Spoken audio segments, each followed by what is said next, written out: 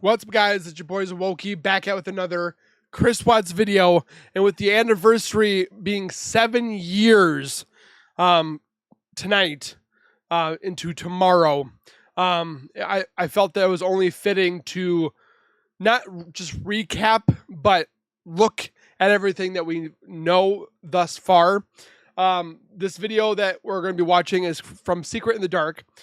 Chris Watts' hidden lies no one talks about, and the tactics used to dodge the truth.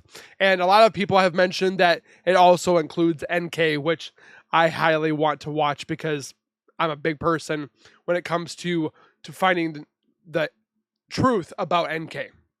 So, before we go any further, if you guys could do me a solid favor and subscribe to my YouTube channel by hitting the whiteboard icon down at the bottom right, hit that bell icon next to it. So when I do post videos like this one, you guys will get that little ring notification that I posted that video.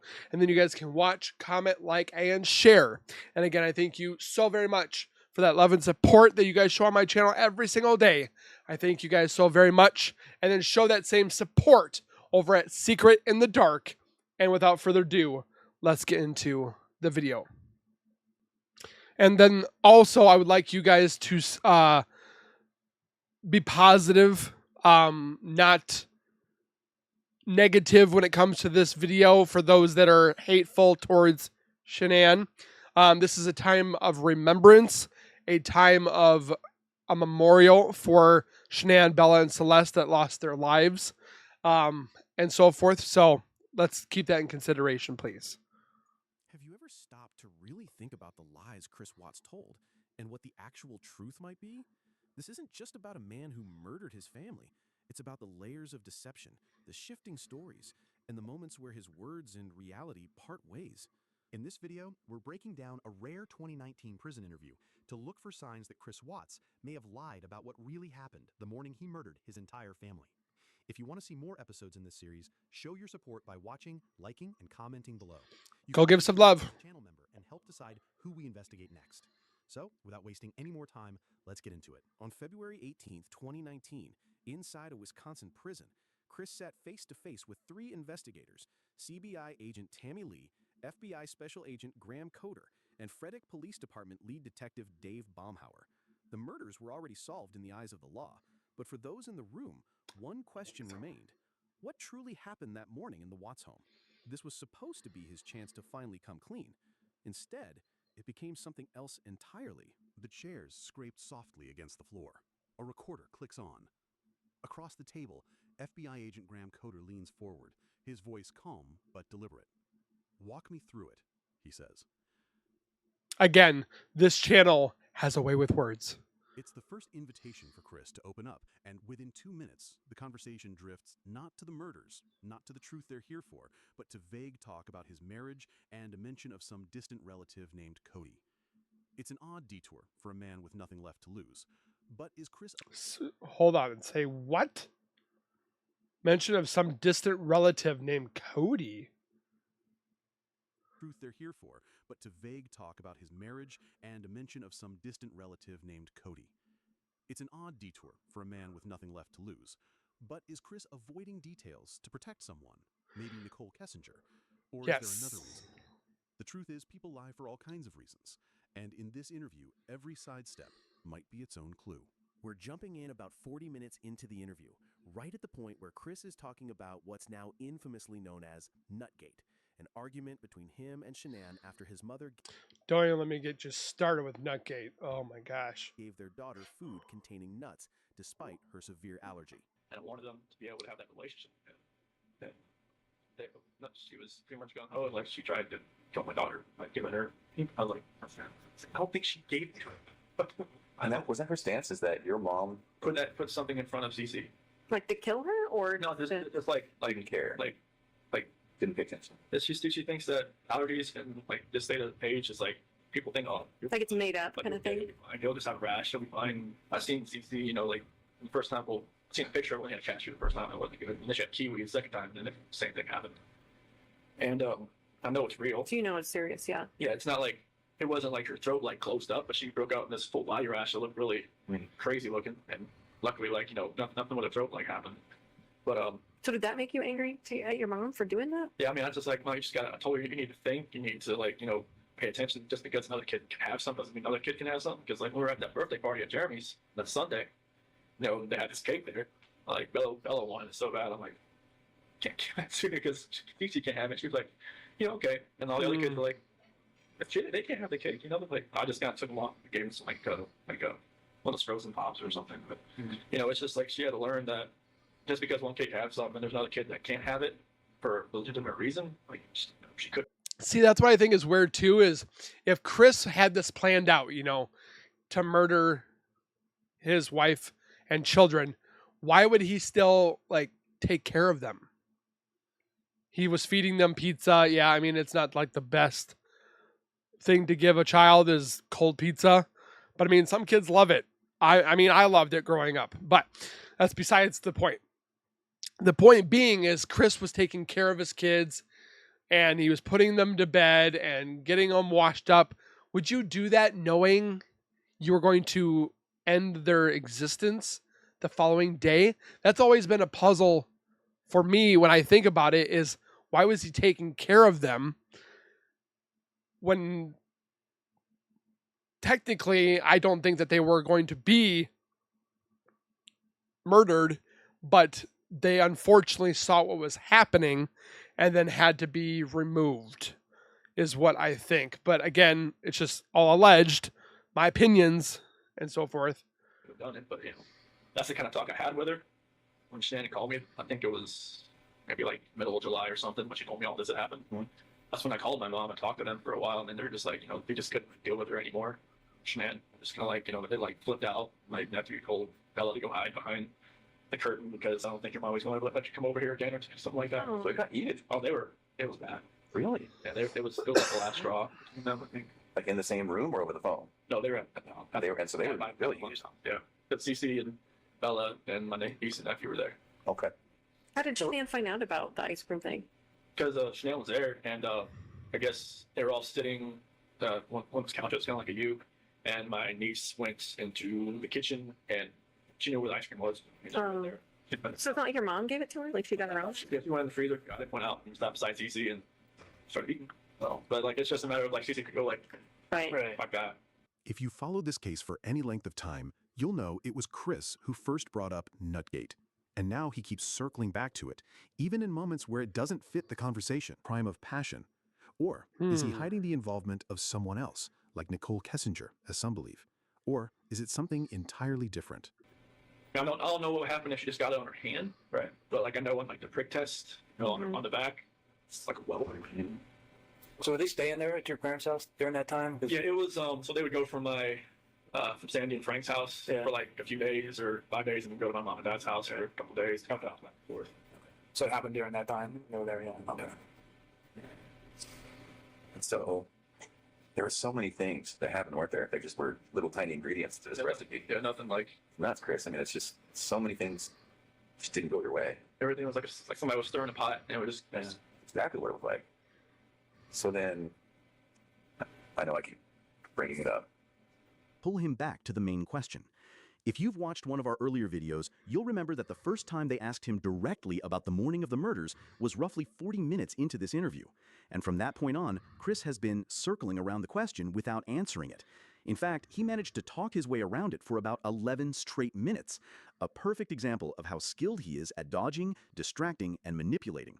But here's the difference. Oh, guess who else did that? Nicole. She never answered the questions. These interviewers let him wander just far enough before steering him right back.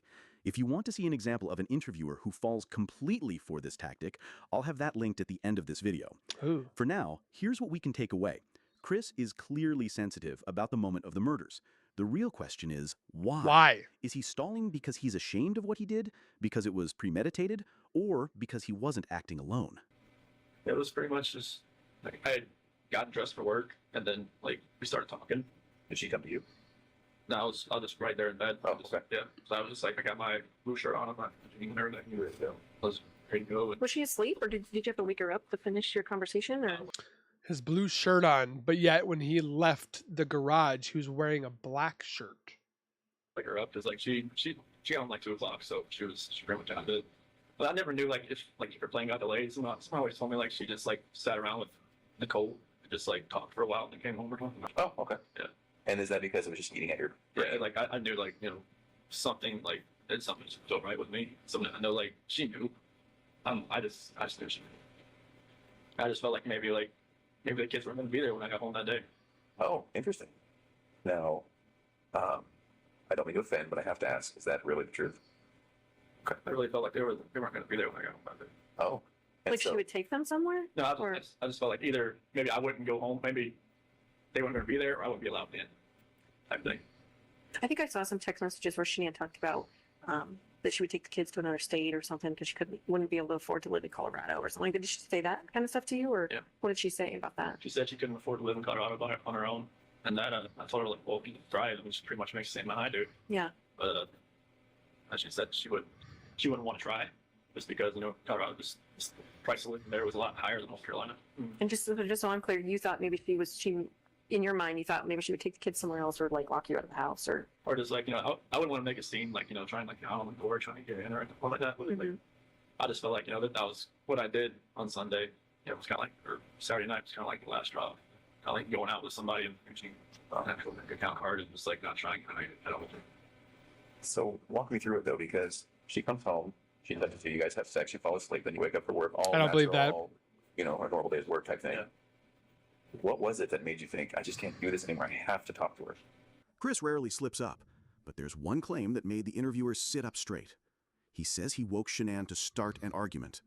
That stands out, because up to this point, he's done everything he can to dodge confrontation. I genuinely think that avoidance was part of what led to this tragedy. In my view, Chris was too afraid to tell Shanann he wanted to a divorce and face the fallout. He was also too afraid to tell Nicole the affair had to end.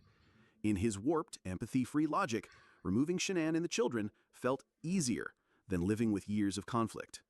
Now, does his claim that he woke Shanann to argue automatically mean he's lying? No. Not necessarily. People act out of character under stress. But it doesn't fit his usual pattern, so it's a detail worth flagging. The interviewers clearly thought so too, which is why they pressed him to confirm it. Before we hit play, quick gut check. When a skilled evader gets pinned on a shaky point, what happens next? Do they add clear, specific detail, or swing Stumble. into another tangent to stall? Keep that question in mind as we roll the tape. I feel eating away at me. Like I knew like something. I knew everything that I did. Like I know like when I was with Nikki, it was different. Like I wasn't even like in the realm of I'm a dad, I'm a husband type thing. Oh. And then like I was saying, when I'm never at home, like sleeping in my own bed, like I have no like concept of that anymore. Interesting. So in your mind and heart, you could have moved on. Like it kind of felt like if I wasn't at home, like I didn't think about it almost. Like So in his mind, he's already moved on. He's already living not a bachelor life, but he's on the prowl. He's with Nicole. He's suave. He doesn't technically have the kids because Shanann has them. And so when Shanann comes back and the kids are there, he loses that. And probably when he lost that after they came back and he had to take care of the kids and so forth, he was like, I don't want this. But is that the answer? Absolutely not. But I feel that's where this was going, is he got a little taste of what was inside said box, and he didn't want to be on the outside of the box anymore. He wanted to be inside. I wasn't sleeping on my own. Like I think there was at one point like Nikki had gone to the mountains with friends for like a few days, like into June, first part of July, and then like that part obviously I was home, but like from that whole month of July on, it was like He dodged the question right there. He said Nikki went to the mountains with her friends. Dude, you went with her. Don't you lie about that. You tell them. I was never at home. Like I never had all those reminders around me. I never had, like every time my wife called me, I would be at Nikki's house. Oh. While she was in North Carolina? Yeah. Okay. And I would walk outside and talk to her, like when I was next to the car or something like that. I would never be at home looking like have all these pictures around me and just being in the same bed, seeing my kid bed, seeing everything that we go for the last 6 years. And so, did you just want to once and for all get it out in the open? I just wanted to just tell her how I was feeling at that point in time. Like I didn't feel like me and her were compatible anymore. Honestly, I didn't feel like that because what was going on with Nikki, it was new. It was new. Right. Absolutely. Anything that's new always feels better than the old. Yes. You were probably bitten by the love bug. Yeah, That's how a lot of people unfortunately, yeah. it was just like I never. You have all these new cars nowadays, but I'd rather have myself a 1969 Ford Mustang GT. I mean, I would rather have that car just because it's new doesn't mean it's better. Felt that. I mean, even like with new relationships in the past, like it always felt different. Like the first couple weeks, and then but it just with someone Nikki felt different. I don't know what it was. Maybe it was just like The no kids and the constant booty. you said, like I was more in control, and like it was more of like maybe more You thought you were in control. He was not in control. That Nicole had him wrapped around her finger. of me coming out. Because Shanann always said like it always seemed I was more myself around other people, like her cousin Cody, like Cody lived or came up visited us for a little bit while Oh, her cousin. we were in Colorado for a little while, and Cody always talked about like, oh, Chris is so funny. Chris is like, Shanann would always like, why are you never like that with me? I'm just like, well, maybe I always felt nervous around you. There's only so much oxygen in the room, right? I say this to some people with dominant personalities. I just always felt nervous. I always felt like I was, never could actually just be myself. That's your own fault. Myself, like all the time. It was just different. Within just 2 minutes, Chris has shifted into talking broadly about his relationship, bringing up Nicole, and even tossing in the name of some random relative called Cody. If you haven't spotted it yet, that's a textbook tangent. Even when he does touch on the interviewer's question about why he would have woken Shanann, his answer is hypothetical. Well, I wanted to tell her. Not past tense, like someone recalling an actual event. If he were being direct, he would have said, I told her. That choice of words matters. It's a surprising amount of caution for a man who's already admitted to the murders and knows he'll never be free again. True. Does his hesitancy mean he's protecting someone, like Nicholkessinger? Not necessarily. People I think so. lie for all sorts of reasons. When we analyze a statement, we have to think about why someone might be dishonest. It's not always about guilt. Consider these possibilities. Because he doesn't want to be judged for the one moment in time that he had, that he said himself, that was bad. He wants to be looked at by everything else he's done good. 1. Protection. So that's why he keeps changing the narrative to make himself look better or to try to make himself look better. Maybe he's shielding someone, a relative, or even his own pride. 2. Avoidance. He could be trying to dodge shame, humiliation, or other consequences. 3. Gain.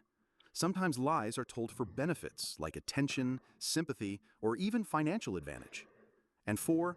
Outside influence. That could mean activism, mental health struggles, or simply making an error. Maybe he truly blacked out and is filling in the blanks to appear cooperative. Maybe this was first-degree I'm not going to give the benefit of the doubt on that one.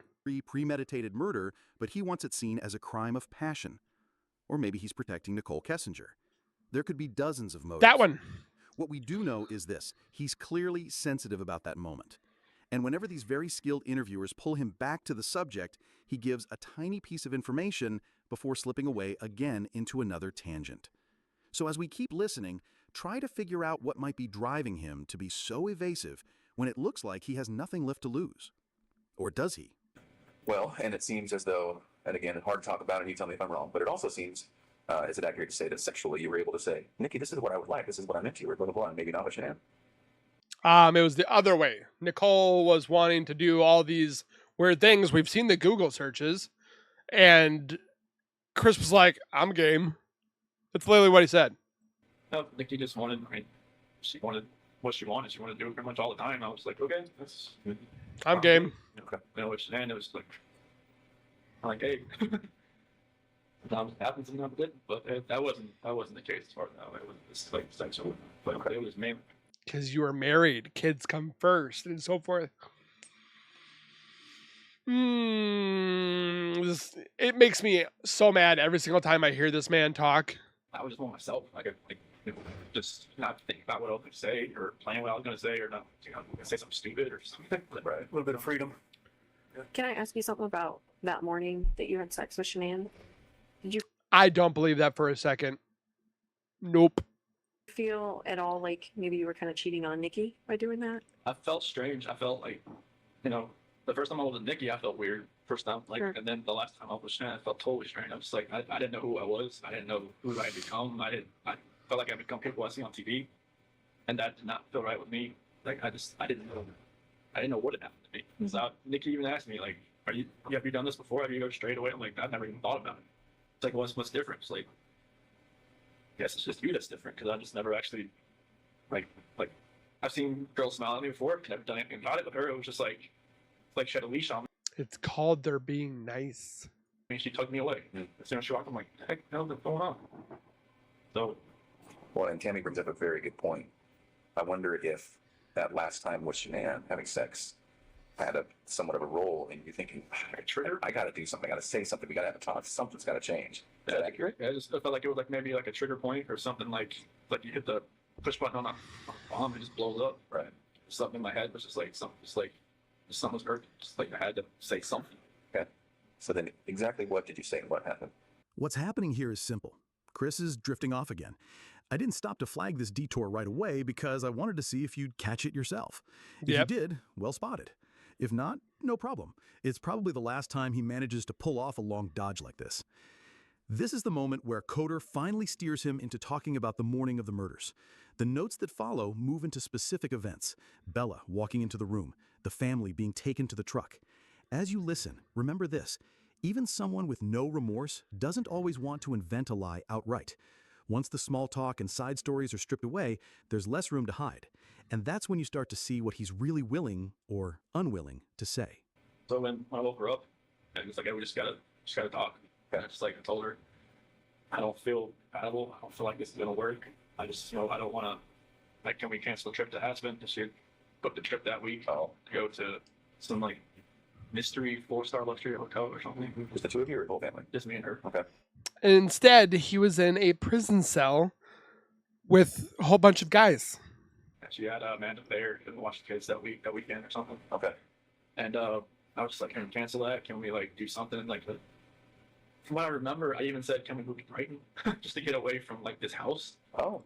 Which we've talked about before, that Brighton was even closer to NK, but for some reason he wanted to get away from the house, which a lot of people, like myself, have stated, why does he want to get away from the house? Well, he had stated at one time that Nicole and her friends did some weird kind of stuff in the basement. So why does he want to get away from the house? But like, I'm not sure if that was like in the beginning or the end of part of the conversation or whatnot. That conversation was so many different ways. Like they'd gone from like staying together to not staying together to just like all of the above. Okay. So this is half an hour, or what? And then he goes and says, oh, let's do murder. Definitely not more than that. Okay. I don't think. Are you crying? Is he crying? It's like, she's got mascara. She didn't wash her face when she got home. She got makeup on still, so mascara was running all over her and stuff like that. Yeah, it was nothing about that conversation. I just wish I could take all of it back. Just the holding everything back, everything. But So then when did it turn? as far as that conversation, just at the end when I was telling her like I told her I didn't love her anymore. That's when it happened. What happened? She told me to get off her, and then I put my hand on her. Did you say she said something like that you were hurting the baby or something? That was before that, because like when I was straddling her, it was kind of like around her waist type deal. Why did you get on her like that? I just when we got on the bed, that's just where I got on. Is that so she would listen to you? I felt like she could probably listen to me just laying beside her, but I got on top of her. And every time I think about it, I'm just like, did I know I was going to do that before I got on top of her? Really? That's an interesting thought, Chris. You don't know if you knew. He's trying to show that it wasn't premeditated. Just like everything that happened that morning, I don't know, like I try to go back in my head. I'm just like, I didn't want to do this, but I did it. Once you start picking up on these patterns, you can't really tune them out. But it's worth remembering, noticing something from the deception toolkit might mean the person's lying, but it doesn't automatically explain the reason. It's still too early to decide he's lying to cover for someone or he's lying because this was planned. The real motive is still unclear. One of the clearest examples, and something that shows up constantly in the comments on my Chris Watts and Nicholkessinger videos, is his use of the word like. I get asked over and over, Or Nicole's like. why is it always like? Is that just how everyone in Colorado talks? No. If you listen carefully, it's not always like on its own. Most of the time, Chris is saying just like. For example, I woke her up and I was just like, we gotta talk. That word just is important. It's a softener. Mm-hmm. People who are hiding the truth often use it to make some.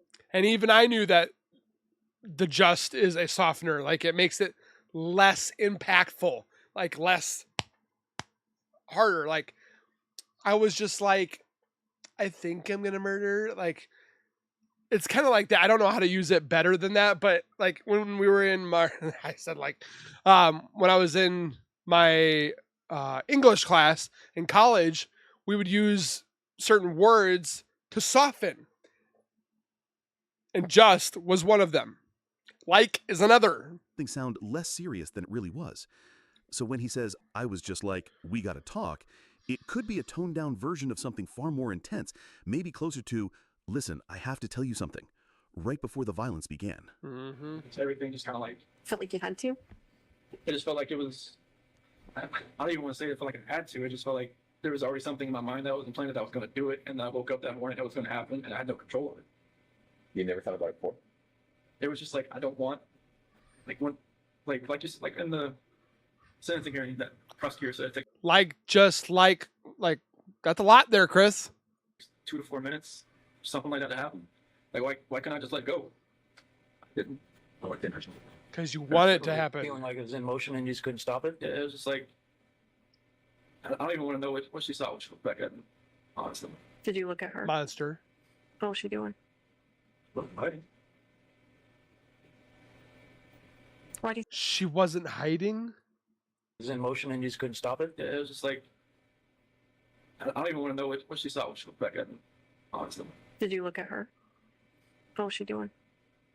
Hiding. She was hiding? The hell does that mean? She wasn't hiding. Why do you think she wasn't fighting? I don't know, it's, maybe she was praying, maybe she was just. Now I read the Bible and said, the scripture says, don't forgive these people for they do not know what they do. Mm-hmm. Maybe she was saying that. I don't know what she was saying in her head, but she, like when you guys told me, like, take off your shirt and check for defensive wounds, and there wasn't going to be any. She didn't fight me. I don't know why. Like she didn't grab. Could she grab? She didn't bite me. Saying in her head, but she, like when you guys told me, like, take off your shirt and check for defensive wounds, and there wasn't going to be any. She didn't fight me. I don't know She didn't bite me. I don't know why. If she didn't grab. why. Like she didn't grab. Could she grab your arms, or were your arms pinned down, or? I don't think so. I mean, I don't think like I moved to where my knees were around her arms or anything. It was just kind of like when I got on top of her, we started talking. That was it. It's kind of like in my head, or like in the back of my head, that was going to happen. And just like at the end of the conversation, it was just like, that's what happened. I don't believe that he was on top of her. If they were in an argument like that, would you be on top of something? I don't see that. I just wish I could have let go. Phrases like when or within X amount of time can signal a jump forward in the story. A classic way liars skip over details they don't want exposed. Like I'm If you listen gay. closely, Chris glosses right over the moment where a conversation about moving and going to Aspen suddenly turns into him straddling Shanann on the bed, then Makes no getting off sense. her. Agent Tammy Lee caught it, but a less experienced interviewer might have missed it entirely. This goes back to how liars think. Most will do almost anything to avoid telling a direct lie. If they can distract the person asking questions, they don't have to say the thing that would make them look guilty. If they simply skip over the incriminating part, they're not technically lying, they're just leaving it out. And when that doesn't work, the next fallback is hedging, using language that signals what I'm saying might not be 100% accurate. We've already talked about Chris's repeated use of like. And Yes, just sometimes it's just a way to stall for time, but it also signals that what he's describing is only similar to the truth, not the exact truth. So as we keep listening, stay alert for those he's softening the bad parts because he wants to make himself look better. edges, the evasions, and the skipped over moments. And keep asking yourself, why lie? This is a man who's already confessed and will spend the rest of his life in prison. On the surface, it seems like he has nothing left to lose. It's his image now. And possibly still to protect NK. So what's the real reason? Did it seem like it was that long? 2 to 4 minutes? How long did it seem for you? Not different than someone standing across the room and you shooting them or something like that. So It just felt like somebody was like behind me, just like, I just couldn't let go. It's interesting to me because there was a lot of He does that. He does that kind of stuff a lot. things in your life that were like that, right? Where you're just like, maybe felt out of control, or maybe felt like, I don't know why I couldn't take a step back, or, you know, like even when you said, when your buddy was like, sort of a football game, you wanted to say yes, you just couldn't. I wanted to, like, I never been in a football game since North Carolina, so I was like, yeah, sure. Like, I wanted to say that. Yeah. I wanted to just text him, yeah, no, it fell through, can't go. So, then what? Just, See, I don't know why he has this long pause here. I think it's a little too long. just after, you know, shenanigans, I guess, once she was gone, it was just like, I didn't know what was going on. It's like, it was like a traumatic, I don't know what you call it, traumatic event type, and everything, and like, I was shaking, I didn't know what had happened.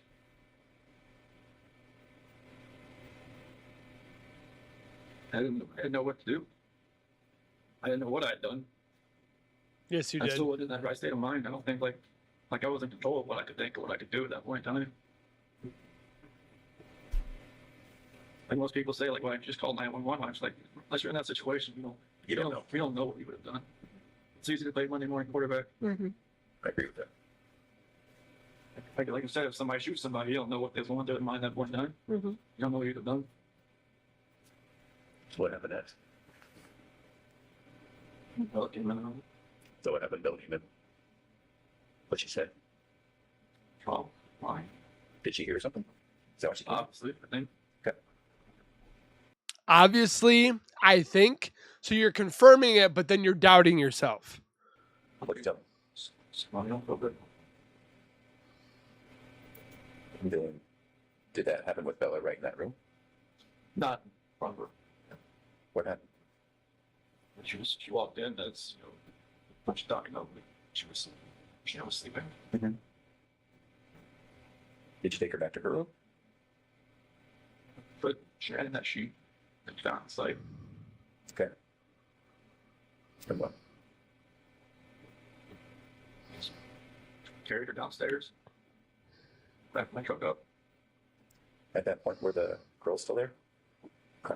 See, he wouldn't be able to carry her down because he said in another one, he dragged her downstairs. Carry and drag are two different things. So then she lands in the truck.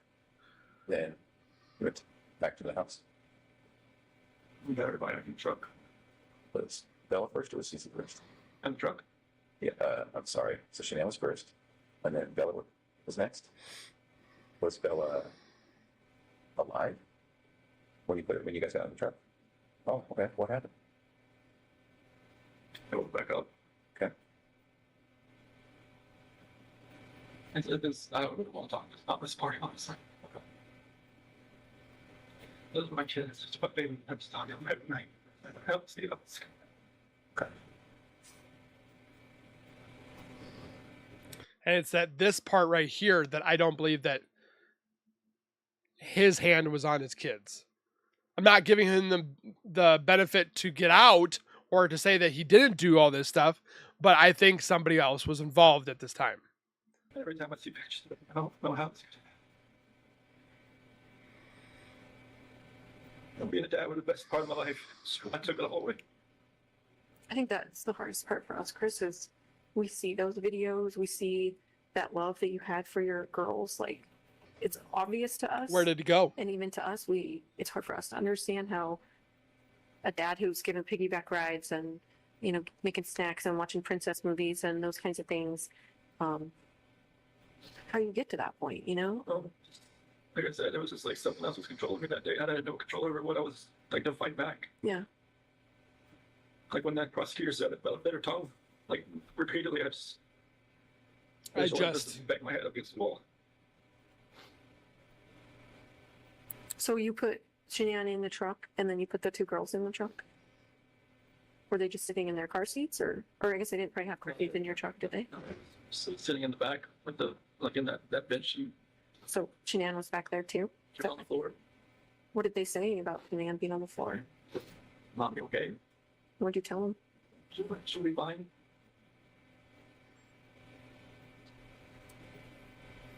Did you have their stuff with them, with their toys and their blankets and stuff?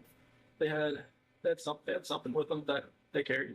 One of them, I think CCM had like a blanket or something with them, Mm-hmm. like a pink blanket or. That you threw in the garbage. What about the dog? I think one of them had a dog, right? The dog or the dog. Yes, yeah, one of them had like a little barking dog. Was that with you too? You know? I think it was. It's hard to remember. Like, Yeah. They had like big blanket, small blanket. So, I think I saw on the video that you put a gas can or something in the back of your truck. Was that right? Did you have different plans? Where did you put that in there? I don't believe this part that what he's about to say. I don't believe this for a second. I don't know what was going through my head. I felt like maybe I could just get rid of myself at the same time if I was doing all this, honestly. Yeah. You just think about that? What'd you think about that? I felt like I deserved to live after what happened.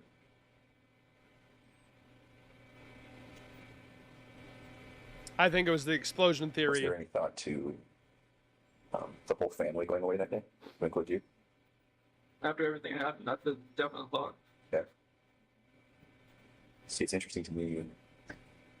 We had all kind of wondered if there was a point when you were all together, and if you were all going to pass together. That to me makes sense, but that's, even though it sounds crazy, that's what a family man does, right? Family man doesn't do what he did. No, I know. I guess what I mean is, it seems like you guys were going to be together forever in that way. Is that maybe what's going through your head? Honestly, I just felt like I had deserved to live. Yeah. Like it was like whatever judgment I was gonna come upon myself, Oh, your judgment's I coming. just didn't deserve it anymore. Mhm. What happened? So what made you not do that? Nicole. I don't know if it was just more of like a, because with the site, maybe it was just more of like I would have hurt more people than just me and everybody else. But I know there's other people out there, not like at the site, but other people like maybe out in the area. Like I didn't want something like on the site to catch fire and blow up, and then other people around would get hurt. Nobody would have gotten hurt around that site. At all. The where it's at, nobody would have gotten hurt at that time. So that's a bunch of crock. Because the way that I look at this is like it's watching those Chris Hansen kind of videos where the guy is talking to this girl and she's underage. He comes, gets caught, and goes, "Oh, I was just gonna be here and give her some pop and then tell her that this is naughty and then she shouldn't be doing this, and then I was gonna leave." You're full of crap, dude. You knew exactly why you were there. You were going to try to sleep with this underage girl and so forth. That's literally what Chris is doing in a different context light. He's like, "Oh, I felt so bad for murdering my family. I was going to take myself out." You're full of crap. You did it so you could restart your life with a new woman. You got caught with your hand in the cookie jar, and now you're trying to say, "I didn't eat the cookie." Yeah, okay. Same. So you were thinking initially about starting a fire out there or an explosion or something, or? Just no, not for that. Just like maybe I could just take care of myself. I would admit that. Oh, He wouldn't have done it. When gasoline, that's the only thing you do. I mean, I don't have a gun. I don't have anything like that. It's not like commit suicide that way. But just to blow yourself up. I mean, it was just. I wasn't thinking. Yeah. I don't. Yeah. I don't have weapons. I've never hunted before in my life. I don't know what. I mean, nothing was right that morning. Yeah. I remember you kept telling me that. You kept saying, He had kitchen knives That would have been better than burning alive. Saying, This guy's know a what I was crock of doing, Jenny. I didn't know. shiznits. Like, Yeah, when you asked me about the sheet, like, what were you doing? Like, I don't know what I was doing. yeah. I think you were just like in automatic mode, or it seemed like. So did you drive straight out there? Yep. So what were you thinking on the way out there? I was kind of like what I'm doing right now. I'm just like, nervous, shaking, not knowing, like, what's going to happen. Yeah. Like, I know, like, my life is completely changed. I don't know, like, what's happening. Like, honestly, like, I try to picture that whole ride. Like, it's like 45 minutes to an hour ride out there.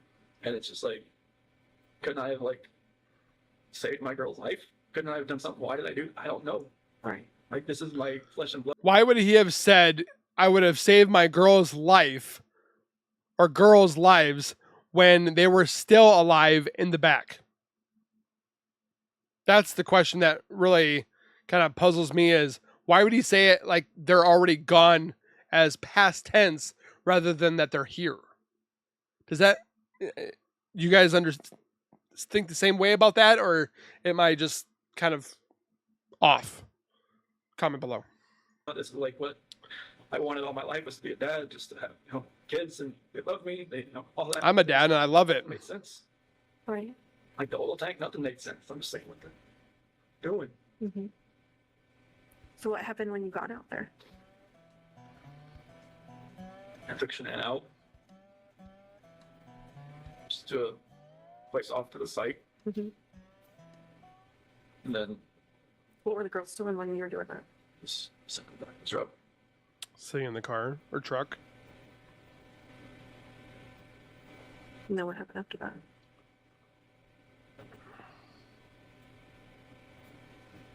CC was first.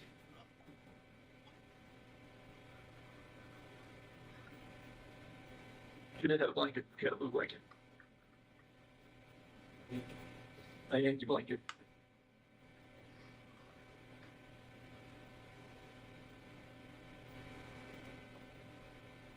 So was she alive when she went into the oil tank? No. I put the blanket over her head. I wish this was recorded on video instead of audio. And that's how she passed. Good grief. I put the blanket over her head. I didn't want to. No. I strangled her right there in the backseat. What was Bella doing? Minutes later. Right in the back This is all seat. going on. Didn't say anything. She said, Daddy, no. And then the same for Bella. Just without a blanket. With the blanket. Oh, okay. I didn't look. So he literally turned away and did it. It's like every time I closed my eyes, I started to hear her say, Daddy, no, and that was it. That's what Bella said. I hear that every day. You go.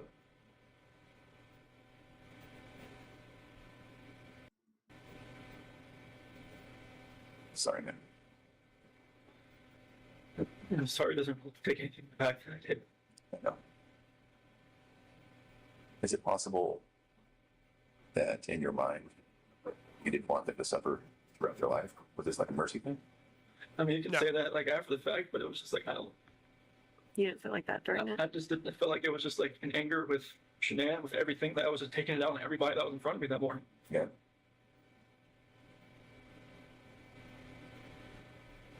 I mean, kids growing up without their parents, depending on what grandparents or whoever they grew up with, seemed to be fine. But it was just like, it was an anger thing. It was just like, And what were you so angry at Shanann about? Like if you could pinpoint it. nothing that makes anybody to want to do this. I mean, you could be angry at your spouse like your whole life, but you should never have done anything like this. You should never let it get to that point. But I let it get to a point where I've never been angry before. Like, and this was like the epitome of being angry. Yeah. The epitome of like showing a rage. The epitome of like losing your mind. You didn't lose your mind. I mean, even like some people in here said, "They're like, the heck happened?" It was freaking He lost his soul is what he lost. snapped. And, like, I walked away. It was like, it's. I don't see it in my mind how it could have, like, I look outside every day. I'm like, what could we be doing right now? Yeah, but, Should have thought of that before. Right now, I have a 5-year-old, a 3-year-old, and what might be a 1-month-old son. They're a beautiful wife. It's like right now, it's just me. And your son now would be 7, or 6-ish. Your daughters would have been 11, because Bella was 4, so 7 years is 11, and you would have had Bella or Cece around 9 to 10 years old. So literally, he would have had almost his kids around my kid's age. Wow.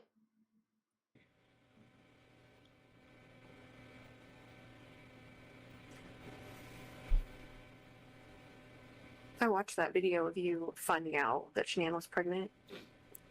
Don't seem excited. You seem like kind of in shock. Scared. And yeah, like, oh fuck. Like, Well, it's already complicated and now this. Well, it's Well, he's said he saw Nicole that day. like when we had talked about it like a couple weeks, it happened fast. Like with Bella, it was like we almost gave up trying. And then she bought me like a supercharger. And then with Cece, it was like we had to try. And then finally, but with Nico, it was, once or twice, and like 2 flares, she's pregnant. Is that what happened? Yes. I just like it was more of like surprise, scared. I'm like, wait, what? Like we just talked about this. Like, people have brought up the fact like, oh, she was probably pregnant before, like you guys even talked about it. I'm just like, it's not, no. Oh. But like, it was She's 15 weeks pregnant. insanely fast. I give it that. Like, that's the only reason I ever gave that notion. Like, even the moment I thought, because it was like faster than any other time that she'd gotten. You just didn't seem happy. Like, you know what I mean? Like, And I haven't I don't remember the video much. I know she was wearing like a "Oops, we did it again" shirt, I think, and I was walking with my cooler or something. I don't remember like my actual reaction, like watching the video, but like I could see her probably feel like didn't seem like he was jumping for joy type thing. yeah, it didn't seem like that. Did you watch the one of when I found out about Cece? Oh. No, okay. Is it totally different? Yeah, it was. Yeah. Yeah, it was. Because you didn't have a mistress, you bonehead. Because Bella was in the crib and it had an eviction notice on the. Oh, yeah, I think you told me about it. Yeah, I never saw it though. Yeah, I picked up Bella and spun her around, and whatnot. This time it was just me and Shanann, and she was in the kitchen. I don't know, I forget what date it was. Maybe like June 3rd or 5th or 7th. I'm not sure what date it was the video, but maybe I already felt guilty about talking to Nikki at work. Yeah. Maybe that was going through my head. Is that the potential timing? Does that make sense? Okay. I don't remember the video, what date the video was, but I knew I kind of met Nikki around June 1st. I knew she told me afterwards. When you say met her, you mean went on a date with her? No, I didn't went on a date with her until she was in North Carolina. Oh, okay. Just like flirting stuff. Yeah, I mean, there was natural flirting back and forth, and I was just I knew that with that video timing, I probably just looked like I was felt guilty for even talking at work. Well, you probably did, right? Yeah.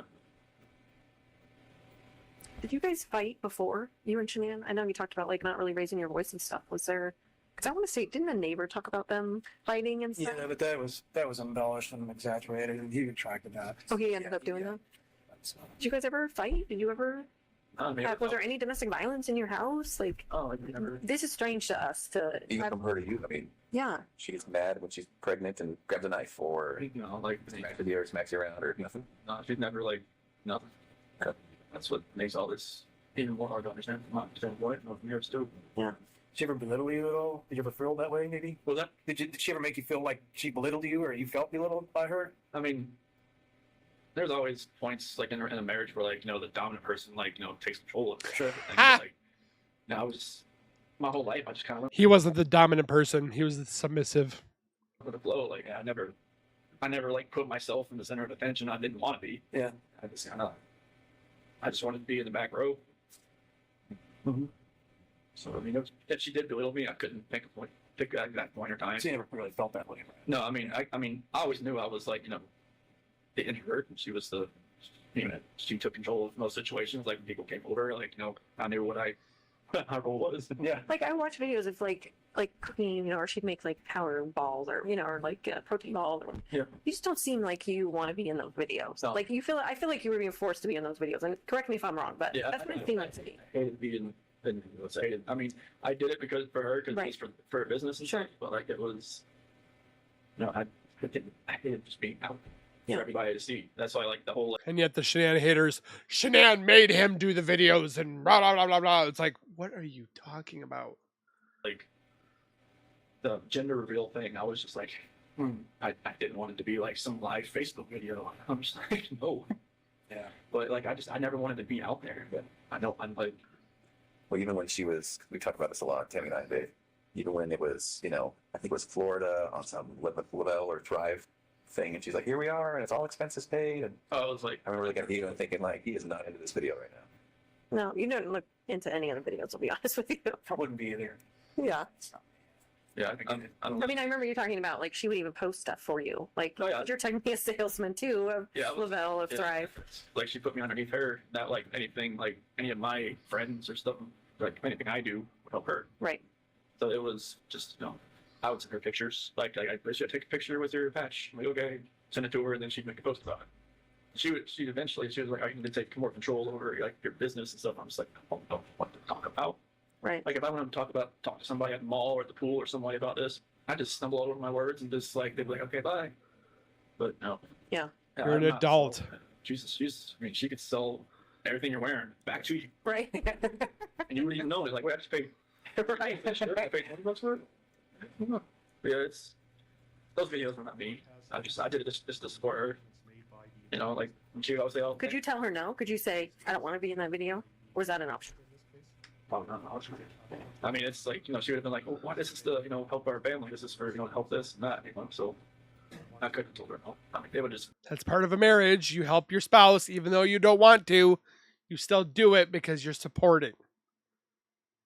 And he's like, oh, she's mean to me. it would have made her mad. I wouldn't even start that. Just because it's for the business, it's for the family. I was just gonna try to help out wherever I can. Right. Did that actually make money? Mhm.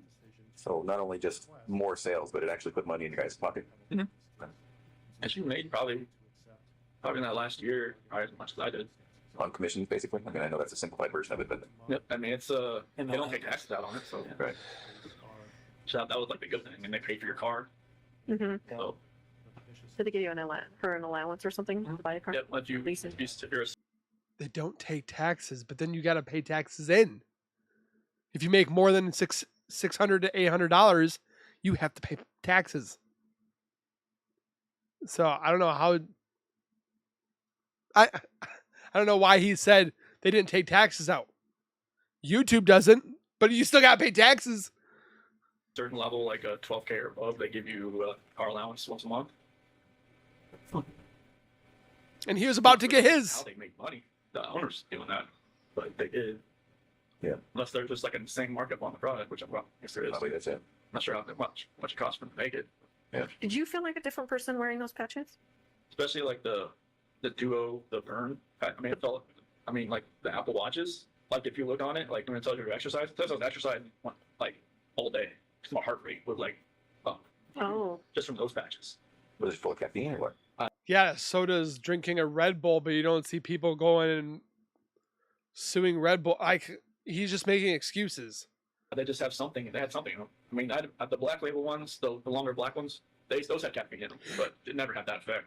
I mean, the Duo Burn ones, the ones that are more of like the fat loss type, it felt like I was working out all day, even though it wasn't. Oh, were you tired? I mean, I know at some points, even Nikki said that, like, I'd fall asleep on the couch, on her couch while I was talking to her, and then, like, pick back up like I never knew I fell asleep, which I don't know if it was, like, some insomnia thing or what. Like, I wasn't sleeping. You had a lot going on then. Yeah, but that was the only patch I really felt like a real big difference on, just because it felt like I was working out all day. Mm-hmm. You don't feel like they changed your personality or anything like that, though? Or do you? I don't really know. I know that I just felt different on those than any other patch. It was. What about the drink that Nicole gave you? Can you tell us a little bit more about that? I feel like I could just go longer and longer each day. Mm-hmm. And I'm not sure like if that was probably a bad thing. Because I don't think I was probably sleeping more 3 hours a night. So would you stay when Shannon was gone? Would you stay with Nikki and then go home for like to get ready? What? Yeah, I just wake up at like 4:30, go home and get ready for work and leave. And I just work out when I got back home. Mm-hmm. I'm sorry, but I gotta sleep in my bed. I wouldn't be able to do this. What are the conversations with Nikki as far as at some point you guys were talking about her helping you fund an apartment? So what did you guys talk about as far as your future together? That didn't really happen until like we got back from the beach. So I told her like I lied to her like, hey, like I don't like I talked to Shanann about getting a separation. And that talk hadn't happened yet. I mean, it kind of like, not, I mean, she knew something was going on. I mean, we weren't sleeping in the same room, and then she she even mentioned the fact like, hey, Colorado's 50-50 state or something like that. And, okay, I guess she looked it up. But that actual talk had like that. I was just like, well, if you don't touch your wife or you don't touch your husband, somebody's Googling something. Okay, it's not. Oh, we'll just sleep in separate rooms, and we're just not gonna look up things. Shanann was trying to fix the relationship. This man was looking up dead scrolls or the deep or what are they called? The dead sea scrolls or something. And then rocks and jewelry. And like, I guarantee he Googled it too. thought it was going to happen. Yeah. And so in conversations with Nikki, I get it. I mean, if you're telling her like the progress toward the divorce is a little bit more than it was. Mhm. And then so what were you guys planning? So it was more of like she's gonna help me find an apartment that was affordable. This is kind of just around like Brighton or maybe just supposed to work like for Lupton or something. There goes Brighton again. He used the Brighton with Shanann. Let's just get away from this house. Let's go to Brighton. What's in Brighton? Around there. Doesn't sound like where my area was. Did you talk about moving in with her? She didn't want that. She didn't want that. Would you have done that if she would have been cool with that? That didn't go too soon. I would have thought there was just we only been really seeing each other like almost like a month, or they just talking about 2 months. So I would really. But she called her house like her apartment like her. I don't know, like her kind of like a shield or kind of like her. She had another word for it, but Like her safe place? yeah, like a safe place or something like that. Her safe house. And she like people like to invade it, but that's why she always let me come over, because she said she felt like that was fine, like her dog liked me and everything. Like she would say, just ship people along here type thing. Like, oh, okay. So you and Shannon, did you and talk about selling the house? At what point did you? And there was some discussion there with Ann. Yeah, she had sent an email to Ann about like how we would go about like selling the house. Yeah. And I think Ann told her about Ann was always about getting pre-approved.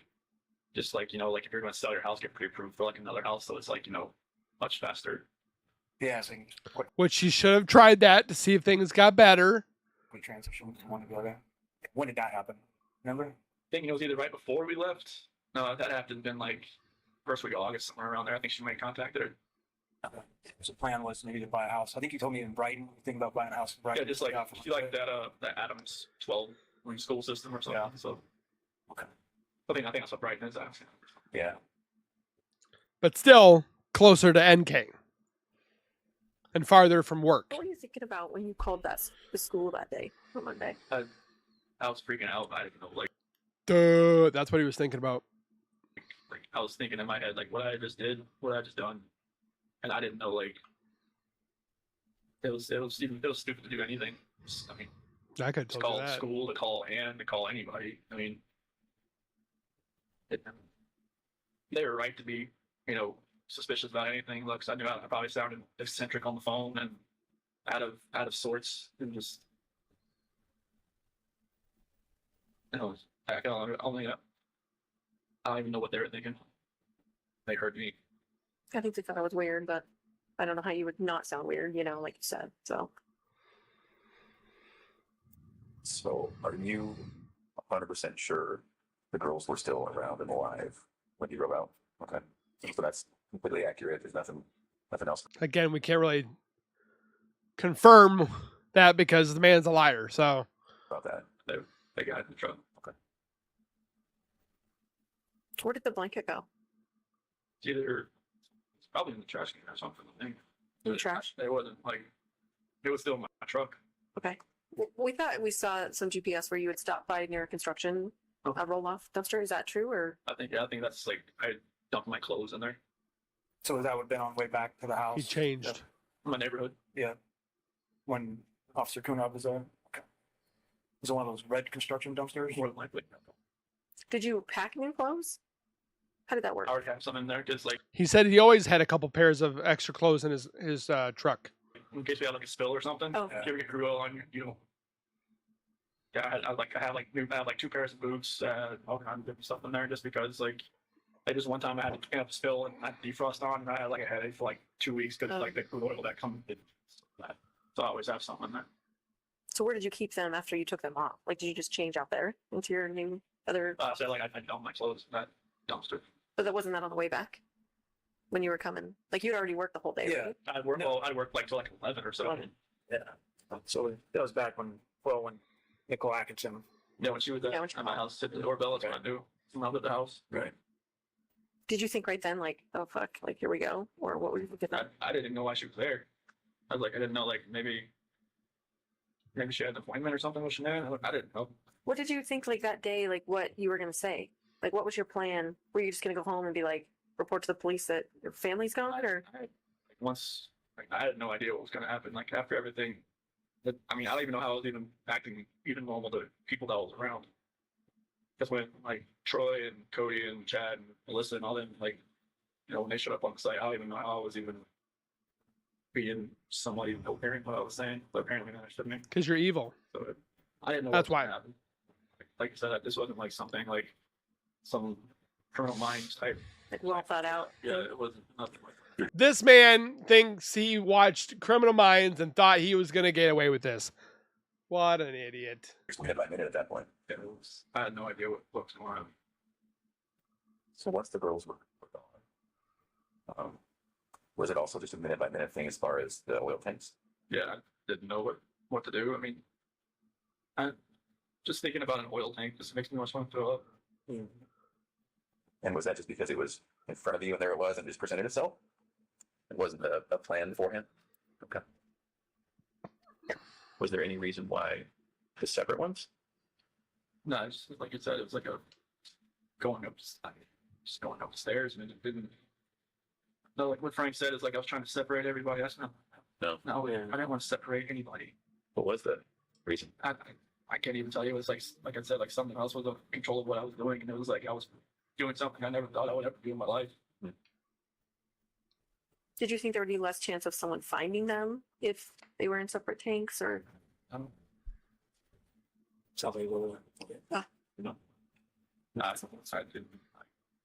Whatever my reasoning was in my head that day, it wasn't sound. It was nothing was right. So And you don't tell even remember us. thinking about it. No, it was just like a reaction of something that I wasn't even thinking about. Yeah. Remember having any thoughts or thinking about why not just putting them all together with Shanann?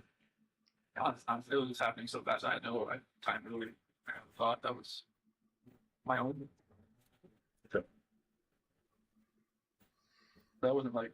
See, I think it's interesting that he says, I've had these thoughts that weren't my own. Like somebody else was making these intrusive thoughts. Not only because like he's thinking there might be a demon inside of him or something, but he's still blaming it on somebody else that's not himself. Do with me trying to separate anybody passing away, trying to keep anybody separate. That's the best. And everything, you know, Frank Sandy and Frankie said, you know, like I don't hold it against them. I mean, they can hate me they have a right to hate me for the rest of their lives. They don't. You know, in fact, slower on the subject. They don't hate you. I beg to differ.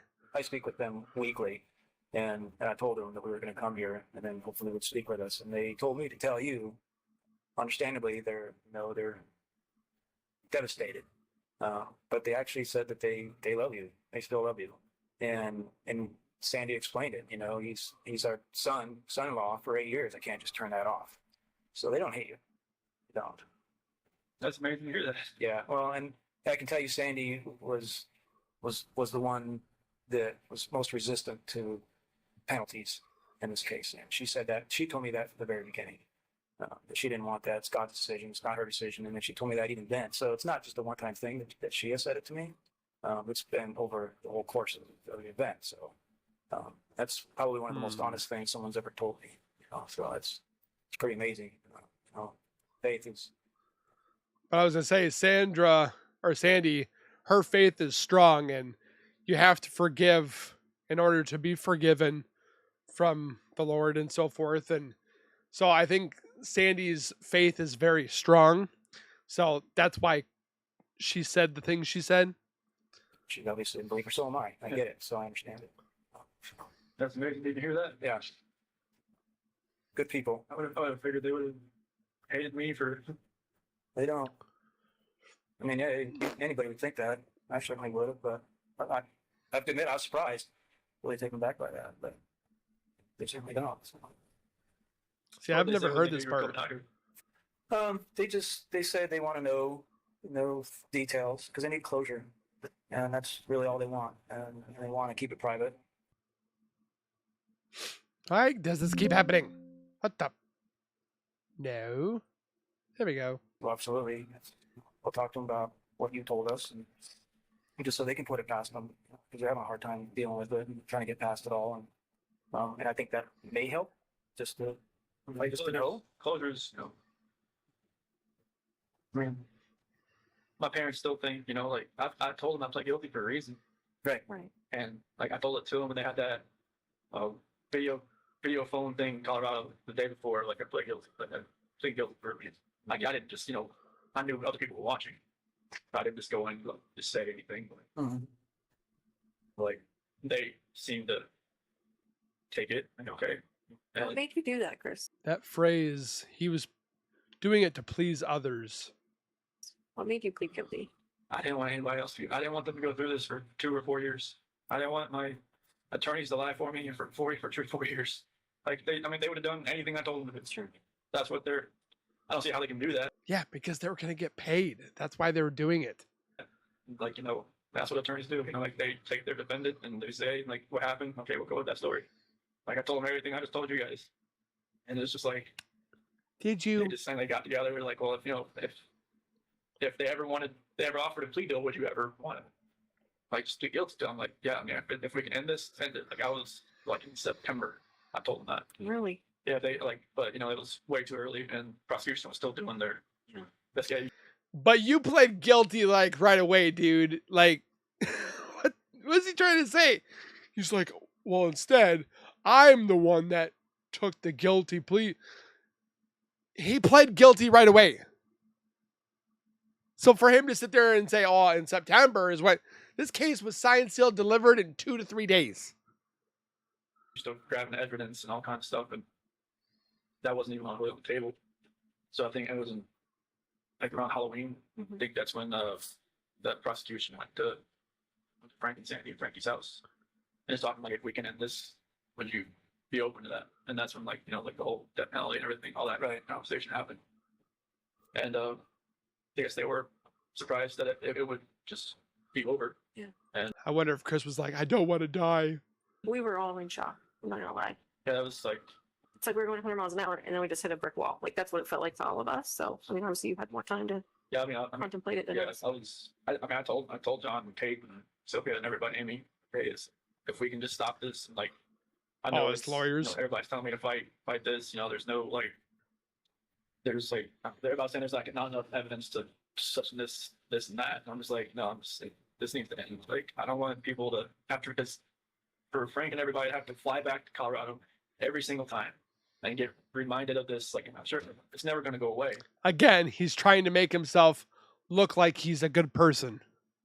But to actually have to come and talk about it, have other people talk about it, have all 3 of you get on the witness stand and say what they saw and what they've seen. Wish we had they that. heard on tapes and everything like that. It's just like, I don't want people to live that over and over and over again for years. Like, They're doing it now. if I could just get this for everybody, and then like, if there's any closure at all, they could start then instead of like 2022. Right. Everything. It's like, I know it'd only get worse for everybody. So did it have anything to do with you not having the death penalty? No, like, I mean, honestly, like when I was sitting in that cell, I felt like I should die.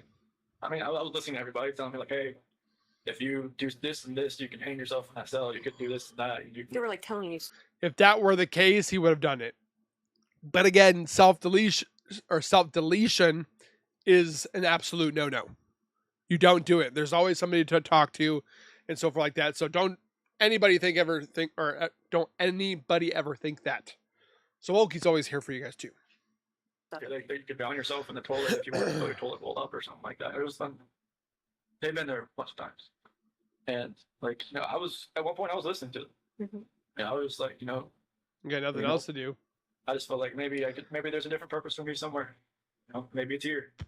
I don't know. Yeah, as a janitor, cleaning people's sissy on the floors. Like I prayed to God every day that He would move me away from Colorado, like move me away from like the DOC there, because I just knew like they were saying there was a hit on me. They said if I was going to a DOC in Colorado, like I'd last a week and I'd be dead because of like the gangs and all that kind of stuff. So like I just felt like God moved me here for a reason.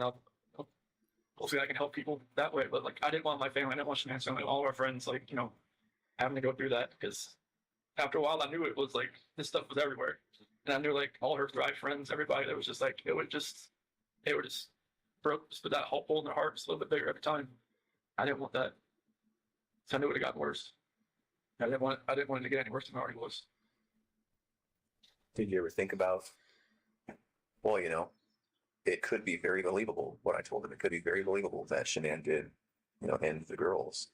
No. So maybe if I tried to convince people that, maybe if I fought with my attorneys on that, maybe I could lessen it somehow. Did you ever think about that? Honestly, I never even thought about the story until you guys mentioned it. Yeah. Oh, okay. I wondered. I never even thought about it until you guys mentioned it. So what did you think about it once it got mentioned? Like I just went with it. I didn't I knew my dad was out there. I knew it was like, I knew they would probably believe it because, my mom and my sister just never really liked Shanann. And I knew like, Why? I mean, through all this, like I got letters from some of my friends that even said, when we went to your house, we could see, Shanann was more of a dominant personality and more of like, you're always helping with the kids and everything. Just, you're a great dad and everything. We could see, a couple things that I never saw or, whatnot. And even my best friend Martin said, there's always, something, I didn't really get with Shanann. I was like, nobody ever told me any of this stuff, but okay. But yeah, I never thought about that story. And, that's what my attorneys were going with. And then like, I think it was probably the second week I told them like what really happened. What did they say after that? Did he though? They were writing it down. They said they wouldn't judge me. So I told them. I told them everything that happened. And they, appreciated, like, I guess, most of the time, their defendant or their, defense don't like tell them actually what happened. No. Yeah. They just, tell them, all right, get me out of here. This is what happened. But I told them what happened. I didn't want them going, if this was going to go like anywhere in courts, I didn't want them to be under a false pretense and like get surprised. So I know like there was probably things that you guys probably knew that maybe if I lied to them and just told them, no, this is what happened, that it would have like made them look, foolish and stupid and just like, unprepared. And I was like, this is what happened. And they, they appreciated me telling them that. So now they would be prepared. And that's when they were saying like, if it was ever, if we ever went to them, the prosecution, say if we could end this, would I be open to it? I'm like, if it could end it. I know there was like, wasn't her phone found on the couch or between the couch cushions? Like, did you plant all that stuff? Just threw it in there. You just threw it in there? Why did you do that? I don't know what was going on that morning. Like even like, her watch, her phone, like if I was actually like, if I'd planned this, I would probably just take it out to the field, But What about her ring and stuff? What were you thinking about that? it's like, maybe she actually really wanted a divorce. Maybe she didn't want to fix it. Just put it there on the counter. She took it off? Or did you take it off? I took it off. Okay. Oh, so that would look like she was saying, I want a divorce. I'm leaving it here when I take it off. I see. Sick man. So the phone and her watch and the couch was that morning before you left to go to surgery? That's, I think, Nicole's son found it or something. Yeah. What other things did you do that maybe we even missed? So the phone and watch. Yeah. I think I threw the therapy book she wanted me to read in the trash. That was that morning? I think so. Were you trying to make it look like she threw it in the trash? I don't know. I just Oh. I just didn't think nothing was ever going to work again. So I didn't know what was going on. Did you go down to the basement? I thought the basement door open. Yeah, the door is open, but yeah. So there was a lot of movement, I think it was around 4:26 or something.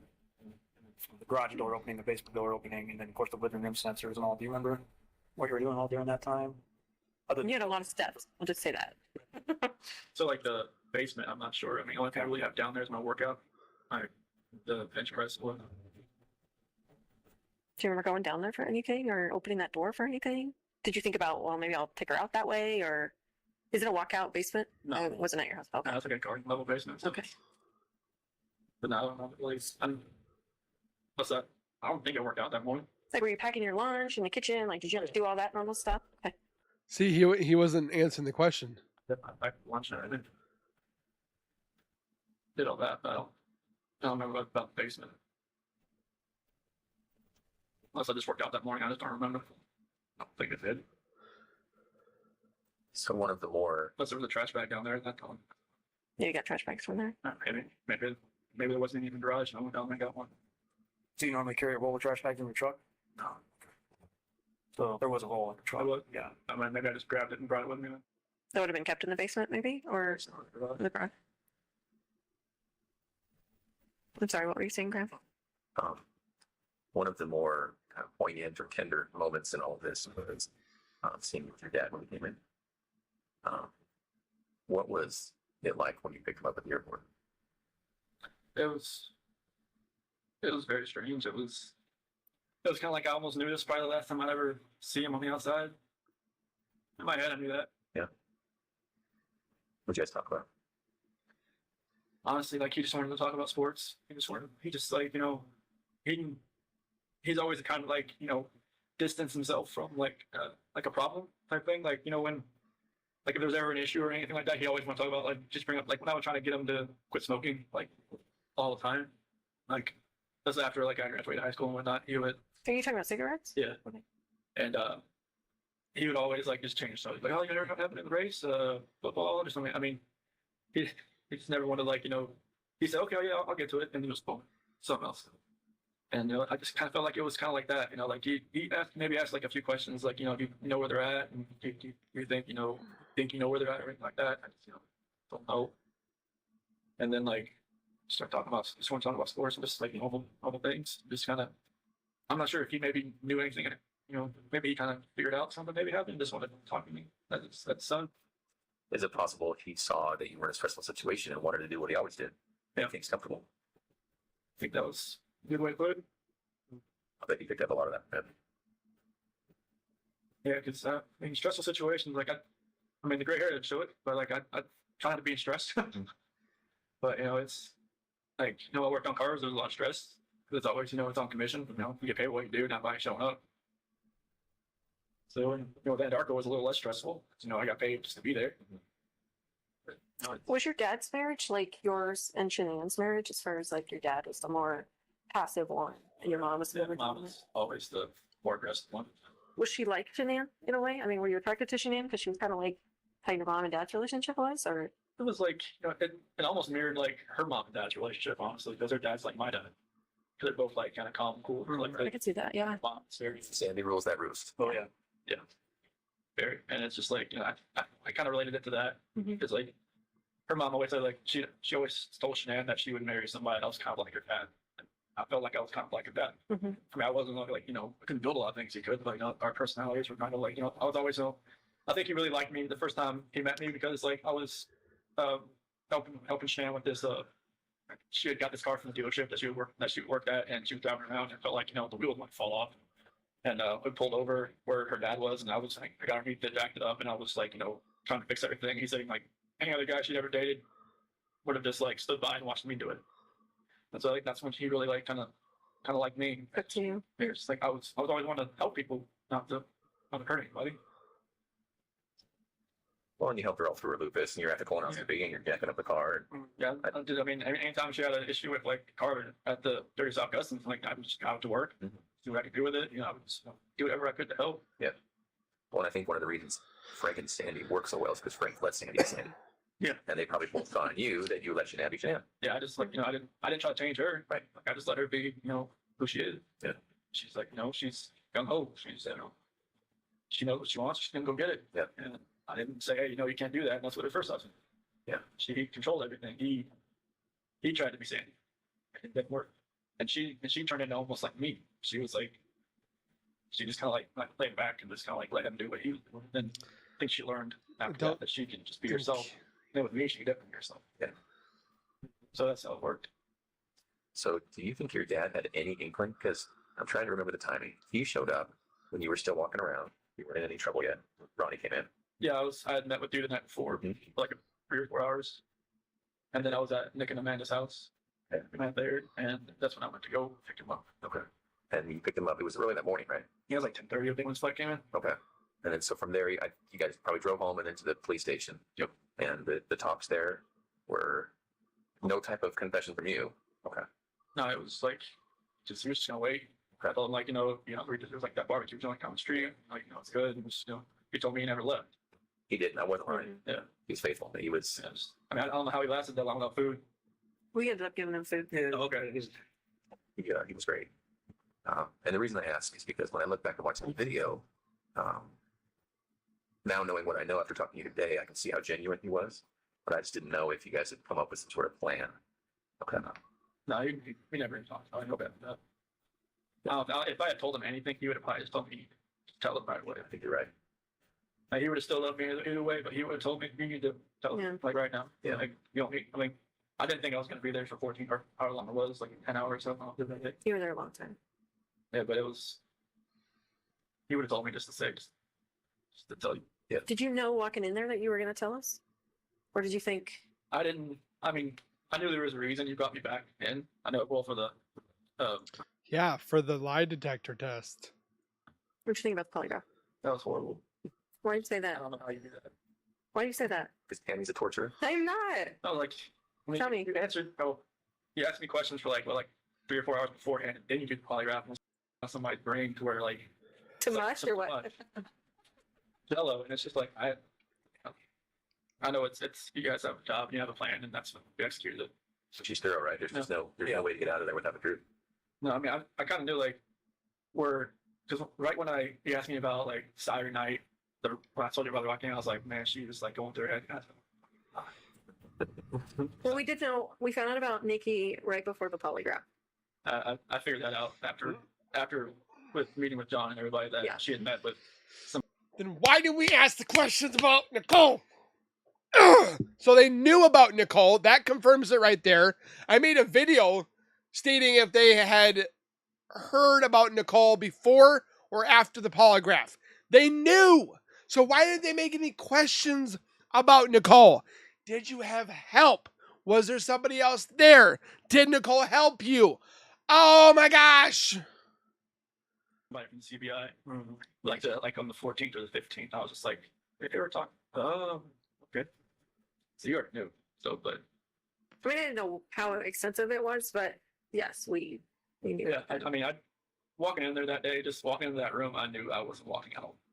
Yeah. Just a feeling I had Oh. walking in that room. Yeah. Just I mean, I don't remember if the polygraph stuff was already in there. I think it was, It was, yeah. but it was. I knew it. I just feel like sometimes when people, do the bad thing and they stay, like some part of me thinks, well, I think they're here because they really want to tell us what happened. Because it's not normal that you want to keep all that in. Like that just kills people on the inside. And I could tell it was killing you that day. Yeah, I mean, it was just like that. The 13th when I slept in the house, I did nothing. I don't think I slept maybe like 2 hours because I just finally just got so tired. I just fell asleep. After I had every light on, nothing felt right. What were you thinking about during your media interviews? I didn't want to do it. Why did you do it? Did you feel like you had to do it? I felt like, they would have just kept knocking on my door until I answered it. And like, I didn't even set it up, but Nicole Atkinson set it up. She told me, hey, Fox, Did you the one to set it up? she said, Fox is going to be at your house at 10:30. Like, what? Like, okay. And, I think I even called you about it. Like, what do you recommend that I do? And he's like, it's kind of up to you. Yeah. Like, okay. And I called one of her friends, what should I do? And she said, I probably wouldn't do it, but I just felt like, I don't even want to know what I said, what I looked like on there, because I knew it. Some people said it just made it look even worse after the fact. But Yeah, you did. It didn't look good. I mean, obviously After I saw the interview on the porch, I was like, this man did it. we can't say, oh, we knew right then he was lying, but I think we all watched it together and went, this might be bad. yeah, I mean, I had that feeling after I watched it. Well, I could kind of see it in your face. it's like I was just lying to more and more people, and it was just like He's still lying to more people. Do you have internet access here? No. So don't get into that trap of putting in watch What all crap? Oh, the social media trap and all that. No, they don't let you have social media here. I think some of the GP guys are getting like these little like tablets or something that are like, the size like a older iPhone or something. Mm. I think they can use like emails. I'm not sure about like social media. No, definitely no social media. Right. I'm not sure about internet or not, but this way it's kind of like, a dead zone 5 with phone anyways. I wonder if he gets Okay. YouTube. I don't know. We're getting service, which is weird. Yeah. I didn't think we would. Yeah, right here. Yeah, right in this room. Maybe this is kind of like a hub of Yeah. Yeah, This is the spot. yeah, computer room. You would hope they'd have some. Did you talk to Nikki afterwards? After all this happened? on 13, 13 and 14. What was that conversation like? It was the 13th, kind of like, Oh, I just wanted to keep listening to this more and more and more because it just like there's some stuff in here I didn't even know. And I thought I've watched and saw everything. I don't know if I'm like spacing out or what, but I think like too when you watch movies over and over and you're like, hey, I don't remember that. It just watching things multiple times sometimes definitely does help. So obviously with the anniversary being tonight / tomorrow morning,